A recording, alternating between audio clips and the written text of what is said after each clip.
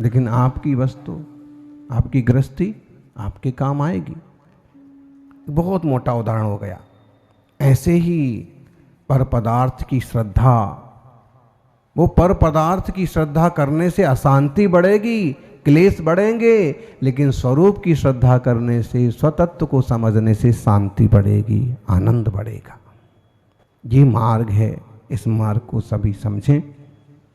देखिए, जिस चीज पर बार बार बुद्धि जाती है अंततः व्यक्ति वहीं लग जाता है।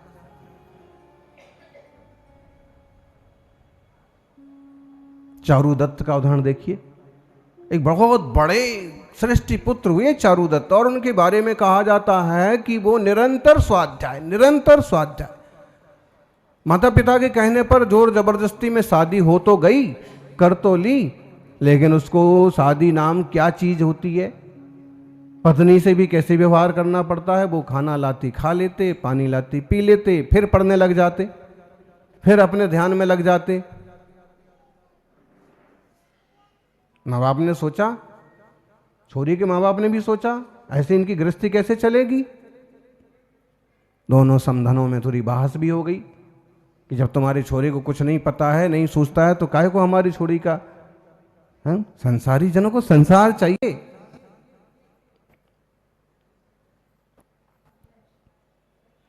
कहते हैं चारुदत्त की माँ ने अपने भाई को बात कही। रुद्रदत्त, उसको बहुत सारे व्यसन लगे हुए थे, सबसे उसके संपर्क थे, सब तरह के कर्म वो करता था। और अंत में माँ ने कहा कि भाई ये हाल है चारुदत्त का, इसका घर कैसे चलेगा, इस सेठाई को कौन संभालेगा, नगर सेठ का पद कैसे चलेगा आगे। उसने कहा कि फिक्र मत करो, मैं हूं ना। सब कर्मों में पारंगत था, बेश्या के यहां ले गया।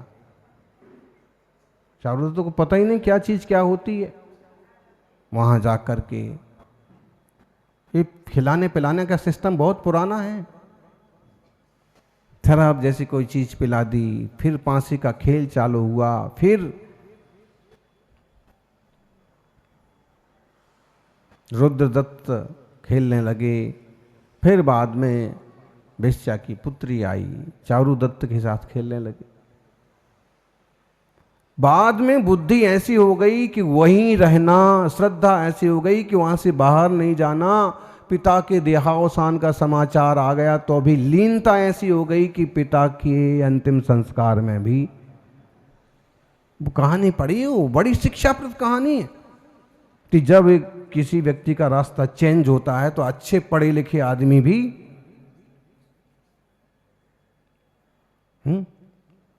कलकत्ते की जो घटना बनी, वो भी आदमी पढ़ा लिखा डॉक्टर था।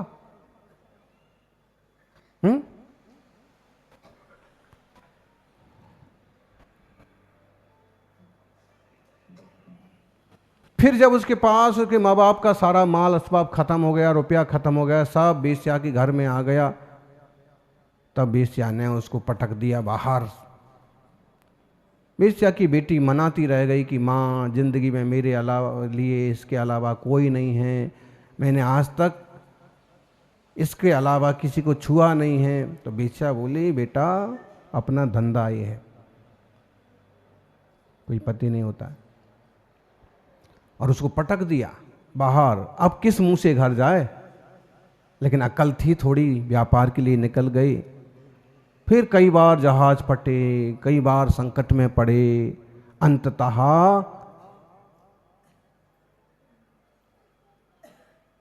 ये कहानी बसुनंदी श्रावकाचार्य में बहुत अच्छे से लिखी हुई है। अंततः कमाई अच्छे से हुई, विद्याधर मित्रों का सानिध्य मिला और बड़ी संपत्ति के साथ घर वापस आए। ये सब भुगतने के बाद अब ध्यान आया कि अभी तक मैंने जिस की चीज की श्रद्धा की थी, ध्यान किया था, अपनापन किया था, वो सब बेकार है। सच्चा तो वही है जो मैं शुरुआती जीवन में करता था, देव शास्त्र गुरु और धर्म ध्यान। घर आके अपने माँ को, अपनी पत्नी को, सबको संभाला और जीवन भर सेठाई की। अंत में मुनि मुद्रा धार करके वो जीव तपस्या करके उत्तम गति को प्राप्त हो।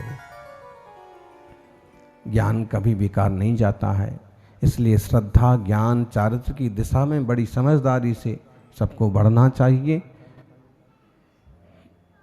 अपने आप में ही अपनी श्रद्धा हो, पर पदार्थों से श्रद्धा टूट जाए, अपने स्वरूप में ही अपनी लीनता हो, पर की लीनता छूट जाए तो कल्याण होगा। जय बोलिए। 24